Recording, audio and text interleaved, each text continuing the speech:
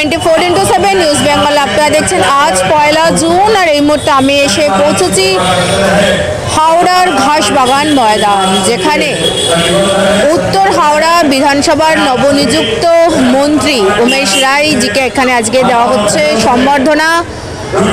হাওড়া কমল সংঘ ও এই বিধানসভার 13 নম্বর ওয়ার্ডের সকল বিজেপি কর্মীদের উপস্থিতিতে এবং প্রয়াসে আসুন দেখে নিই এই অনুষ্ঠানেরই কিছু মুহূর্ত।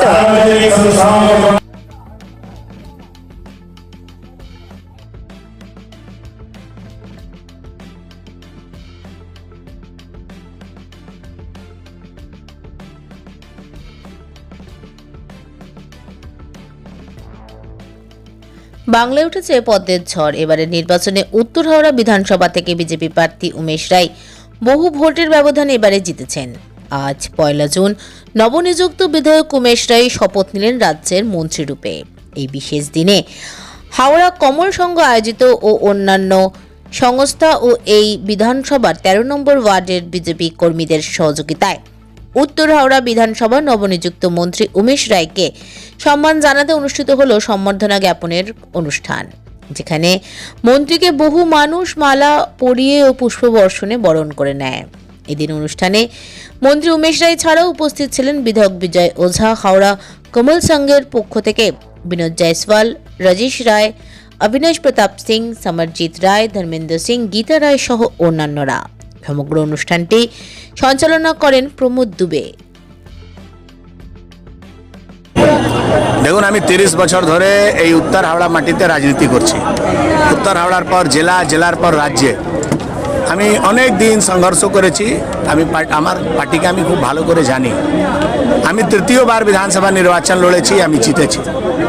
হাওড়ার অনেক সমস্যা আছে, আর এই সমস্যা সমাধান করার জন্যে হাওড়া থেকে অন্তত একটা প্রতিনিধির দরকার ছিল। পার্টি আমার উপরে আস্থা রেখেছে, আমার থেকে বর্ষিয়ান নেতারাও আছেন। পার্টি আমার উপরে ভরসা রেখে আমাকে এই দায়িত্ব দিয়েছে। আমি এখনো জানি না যে আমি কি মন্ত্রালয় পাবো, কিন্তু মাননীয় মুখ্যমন্ত্রীর যে বার্তা, সে বার্তা আছে হাওড়াকে চকাচক করতে হবে, হাওড়াকে আধুনিক শহর করতে হবে। ভারতবর্ষের সবথেকে পুরনো শহরের মধ্যে একটা শহর হাওড়া, যেখানে নাগরিক পরিষেবা নেই। মানুষ পরিষ্কার পরিচ্ছন্ন পানীয় জল পায় না, জল নিকাশি ব্যবস্থা ধ্বস্ত আছে, একেবারে কিছু নেই। আমার বিধানসভায় কলেজ নেই, আমার বিধানসভায় হসপিটাল নেই, আমার বিধানসভায় ভালো একটা স্টেডিয়াম নেই। এইরকম একটা বিধানসভা থেকে আমি নির্বাচিত হয়েছি। মানুষ আমাকে ভরসা করেছে, আর আমার সরকার আমাকে ভরসা করে মন্ত্রিসভায় সদস্য করেছে।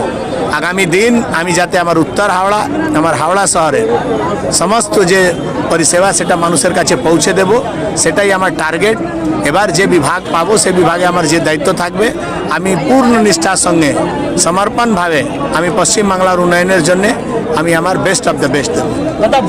देखिए, बड़े भाई उमेश जी राय 2011 में चुनाव लड़े थे, जनता ने समर्थन दिया था। 2016 में किसी कारणवश टिकट कटा था।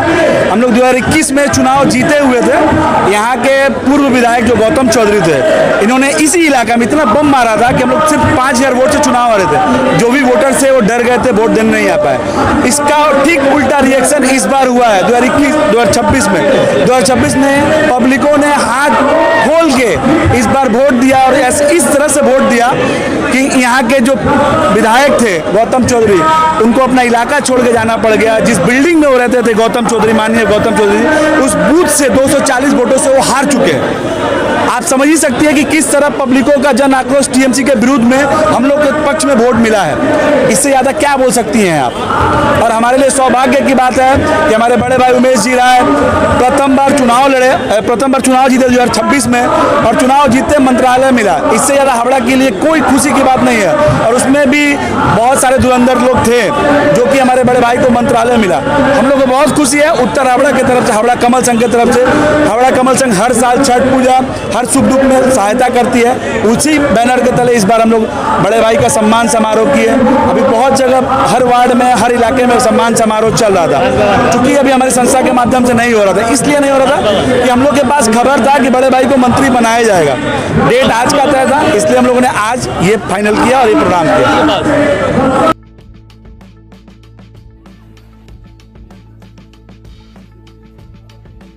24/7 নিউজ বেঙ্গলের সঙ্গে থাকুন, সাথে থাকুন, দেখতে থাকুন, সব খবরের জন্য চোখ রাখুন আমাদের চ্যানেলে।